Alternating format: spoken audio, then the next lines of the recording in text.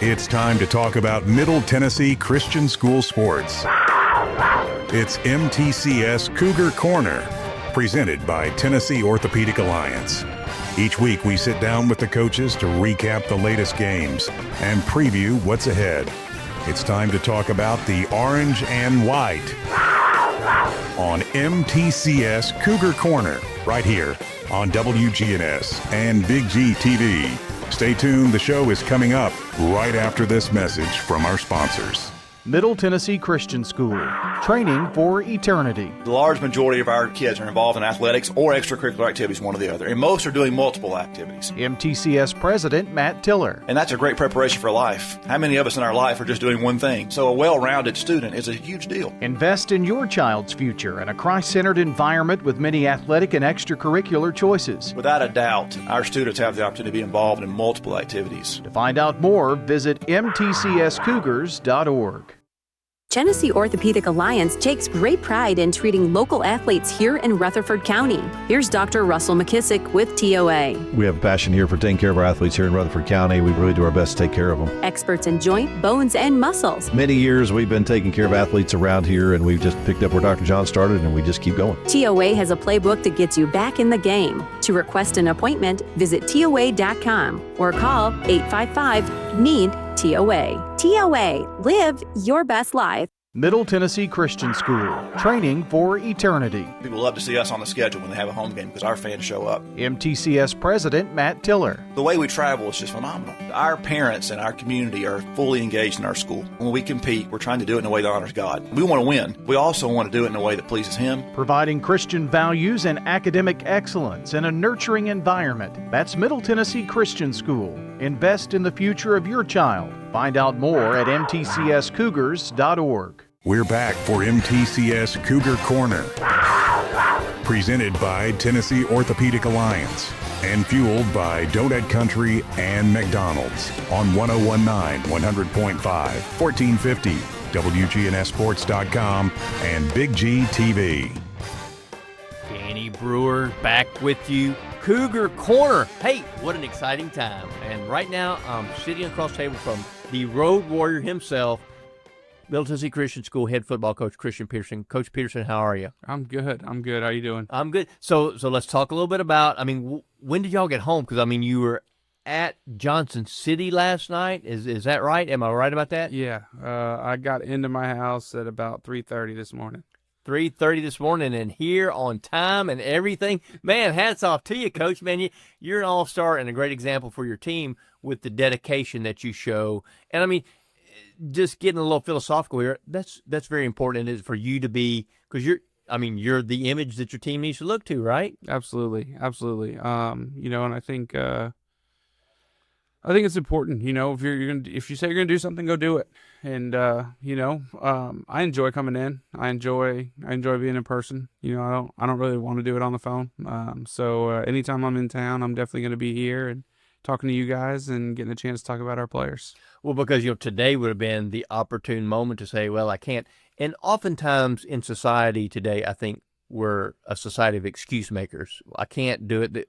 We find reasons to say we can't instead of figuring out ways to do it. You agree with that? Yeah, for sure. I think it's easier, right? And, in the world we live in, the easy option is generally the one people go with. But, I think we're trying to get it in our kids to understand that life's hard sometimes, right? Like there's going to be things are going to punch you in the face, and it's all about how you respond. Well, one of my sayings that I use is, it ain't easy being good, and it's not. So let's talk a little bit about some good, and that was last night. Road win, and this was really a road game when you think about, because I guess y'all left on Thursday to go to Johnson City? Yeah, so we left at 4 o'clock our time. We ended up getting in about 11 o'clock Eastern, getting to the hotel. You never know how they're going to respond to it. We have a lot of guys that weren't on the 23 team, where we did stay in a couple of hotels. So for some of them, it was probably their first hotel stay ever. We were very blessed. We got to stay in a nice hotel. And so, I think for a lot of them, it's probably the nicest hotel they've ever stayed in. But you always wonder, like, how is it going to be? How are they going to react to being so off of their routine? They normally have school, and then like there's just a routine they go through every day. And I thought our kids handled it well. I thought they understood that we were going down there to try and win a football game, and it wasn't easy. There just about everything that could go wrong went wrong. But I told Piercy after the game, I said, we got a scrappy little group of kids, man. Like they're just gonna keep playing, and I'm proud of them. You go really 5.5 hours on the road. You're going into a situation where you don't know much about the team you're playing. You got some film on them, but it's their first year in the league. You don't have those years to fall back on of where, if you played somebody for 5, 6, 7 times, that, maybe they have this play, they like to try and sneak the tight end out, they have this, whatever, this double pass, whatever it is. Everyone's got that play they like to pull out in a big game. And when you play somebody over and over again, you start to know situations where they like to do it. So even if they haven't run it that year, they got it. So it's just there's a lot of unknowns, and I thought our kids handled that well. Certain characteristics. Teams have certain characteristics. Your team has certain characteristics, and that's one of those things where, like you said, you had nothing to go off of. So got to be proud of your kids pulling out a win, not knowing who their opponent really is. Yeah, and I think it's another one. It's our second week in a row that, at one point in the game we have it pretty well in hand. We're throwing the ball well. Had a great week of practice throwing it, and it translated to Friday. We throw for almost 150 in the first half. We come out in the second half, and we're just running it right down their throats. I mean, we're getting 9-10 yards a carry. And we had some fumbles there, and some opportunities that we squandered on ourselves. And it as the game started to kind of go their way, and they started getting all the bounces right, and that's how it is sometimes. You go on the road, and sometimes the home team just gets some bounces, and they did. And shout out to our defense. I mean, they came out and had a game-sealing interception there at the end. They played hard all night. I mean, they forced Providence to completely abandon the run game. And again, I think our kids just found a way. And we talked about it after the game. Like, look, great teams win. Like, great teams just find a way. They just win. And it's not always going to be pretty. You're not always going by a lot. It's not everything's going to be perfect. But the great teams figure out a way that when everything went wrong, you still won. And, I think we're getting there. I think we show a lot of flashes of being a really great team. And, obviously things we've got to fix. There's, had a new center in this week. Our starting center's down with an injury right now. Hopefully get him back before the end of the year.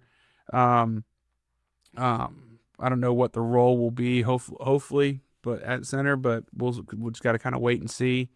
And I thought Madden played well. I thought he did a lot of really good things. But when it's a new center snapping to a running back, there's always the, how's it going to be in a game? And even if it's a good snap, it comes off his hand different than it came off Eli's hand. Like it does. And so, I think some of it's that. It's just, as they continue to play together, it's going to be better. We're going to make some adjustments. We're going to make sure that, what happened last night doesn't happen again. We can't move the ball on the ground 6 times. We just can't. We can't do it. So you 28-21, you win at Providence. 6 fumbles. Did you lose all 6 fumbles? Lost 5 of them. Wow, 5 fumbles, but still won 28-21. That is overcoming adversity. That is a sign of a good team. Let's take a second to talk about the Smyrna Ready mix. Concrete solid performer of the night was Ali Ben-Gur. Did I say that name right? 18 carries, 209 yards, and 3 touchdowns. Is that right? Yeah, Ali. Yeah. He played phenomenal. Shout out to the guys up front. In the second half, there were times he's running and not getting touched for 15 yards. They were really moving them. They came out and a different look than what we were expecting. There were times they were basically just engage 8 and they were just sending guys. And, so shout out to those guys just come to the sidelines, figuring it out, seeing what they're doing, and then making our adjustments. Early, and they're bringing so many guys. They're bringing more we can block, and so they're getting in Marlowe's face a little bit. And as that's especially the second quarter, he stood in there and made some big time throws and really hurt him for sending that many guys. And to be able to throw it in that pressure is good. To be able to have those big runs when we needed them from Ali were big. Shy and Riley Brown both did a lot of really, really solid stuff that aren't going to show up on the stat sheet offensively.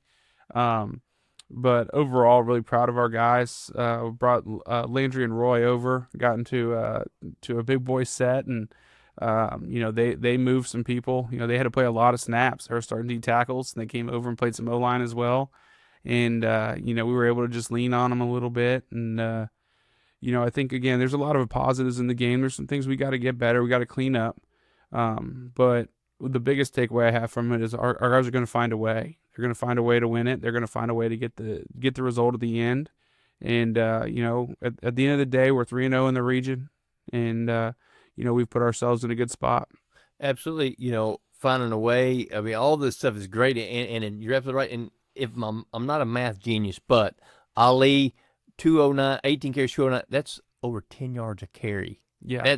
That's awesome. I mean, that's just one of those things where you write home about that kind of stuff. Absolutely. Like I said, the guys up front did a great job, and he's a really good running back. You give him a lane, he's going to make you pay.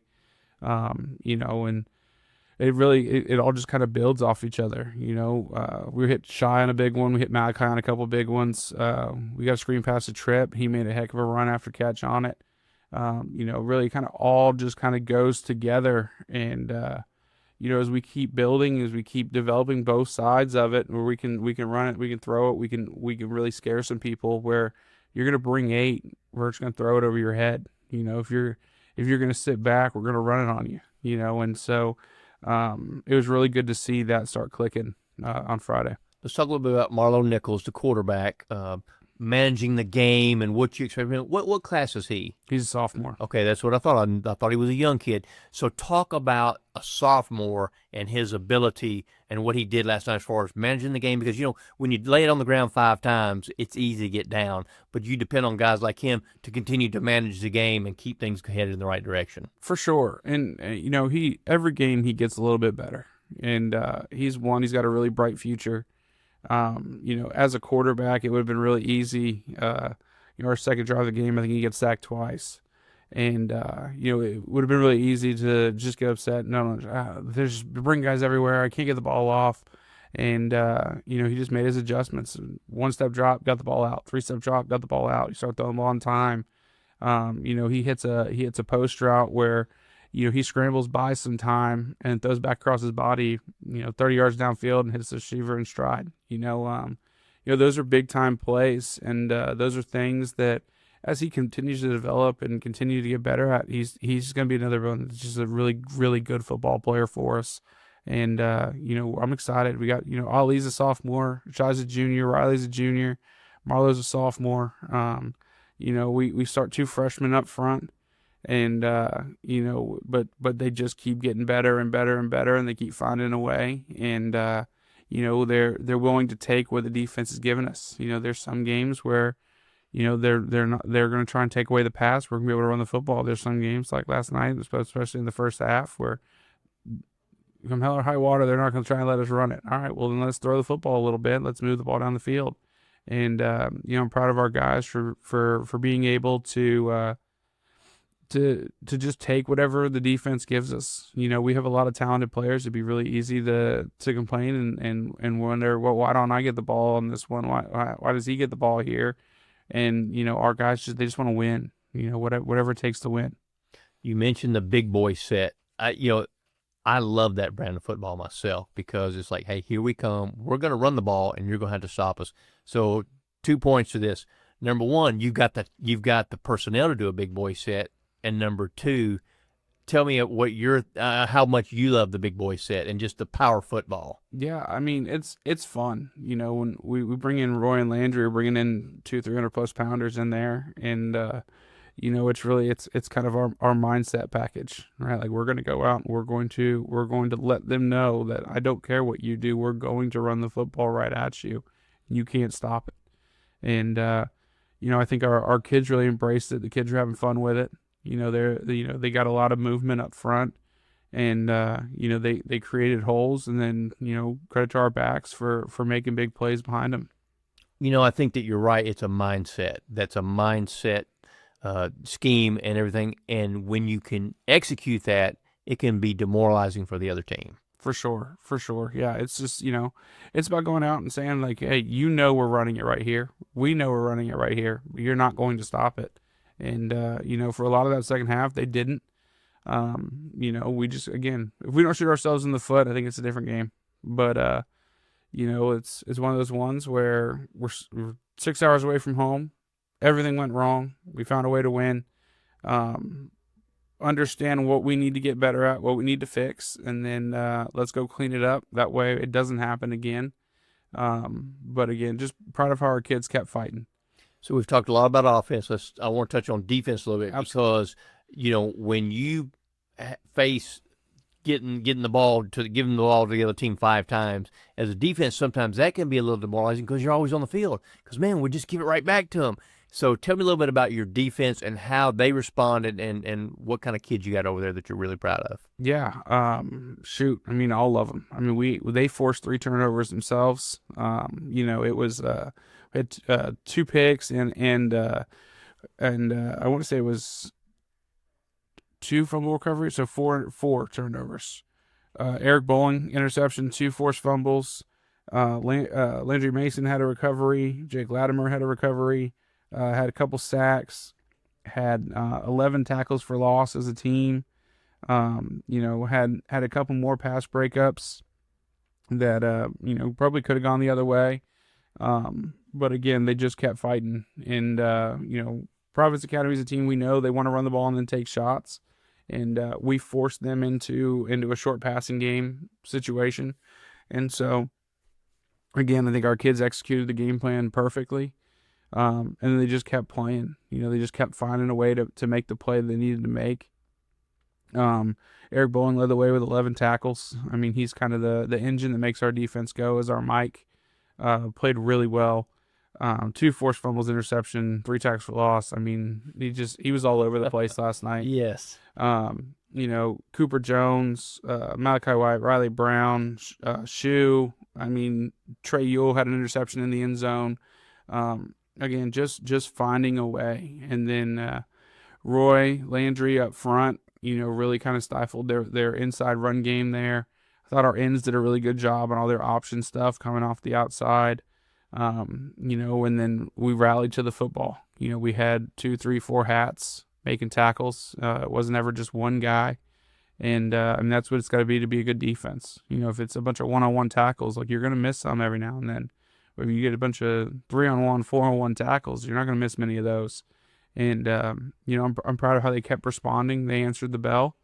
And, again, some things to clean up there too, for sure. But, offensively, we put them in some bad spots. And, they kept answering the bell, and they kept showing up and going out and making plays. And really proud of them. 4 turnovers forced, 11 tackles for loss. Yes, you should be proud of them. So let's talk about what's coming up. At Clay County. Where's Clay County at? Salina. Up near Kentucky. Okay, so that's up near the border. So another road trip. And we talking real road trip. So tell me how you want to get ready for this week and build off of, because you got a W, and it's always and that's always good. Yeah, it's a short week. We're playing on a Thursday.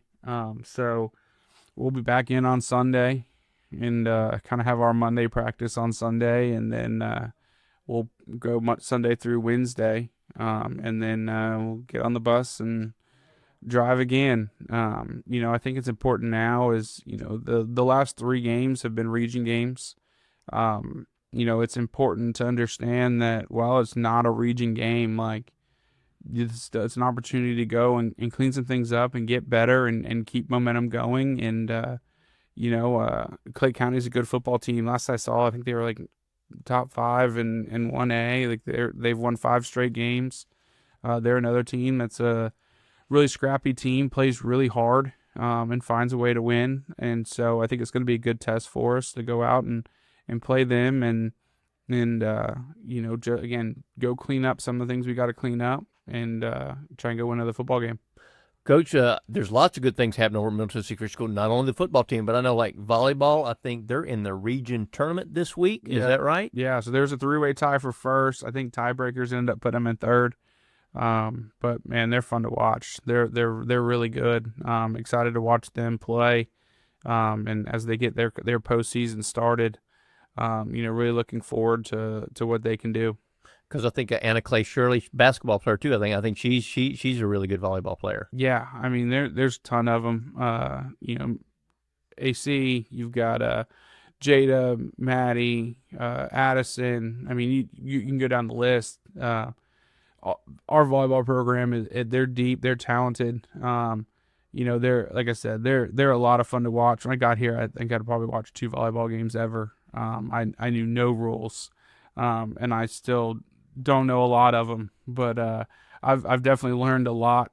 And they're fun to watch. They're talented, and definitely looking forward to this postseason run for them. So it would be fair to say you're digging volleyball now, right? yeah, for sure, for sure. All right, so I know you got cross country going on over there, the tennis. I mean, there's lots of exciting things happening with Middle Tennessee Christian athletics. Fun place to be, right? And a great atmosphere. Lots of good things happening at Middle Tennessee Christian School. Absolutely, and I think one of the things that I'm really excited about is how the athletics program's all kind of on the same page. We're all working in the same direction. Football, baseball, softball, volleyball, boys and girls basketball.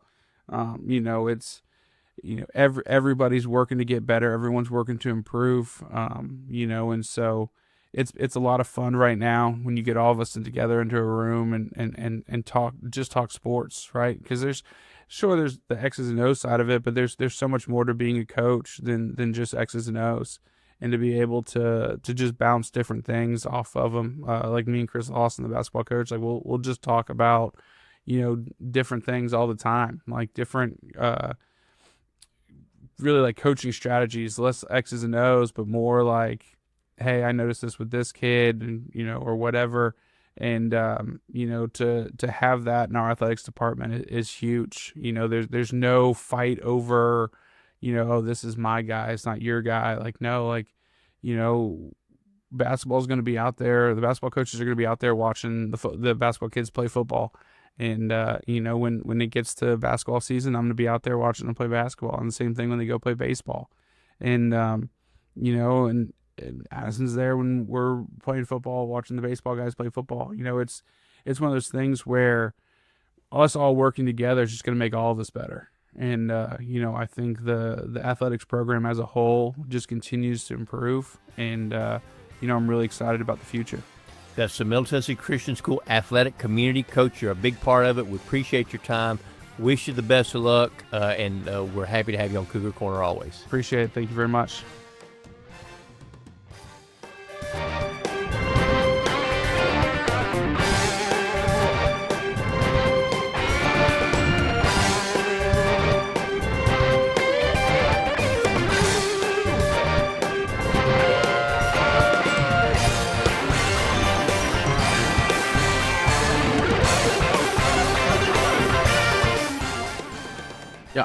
Yeah. Anyway, it's that's how you analyze it. Then you've got to decide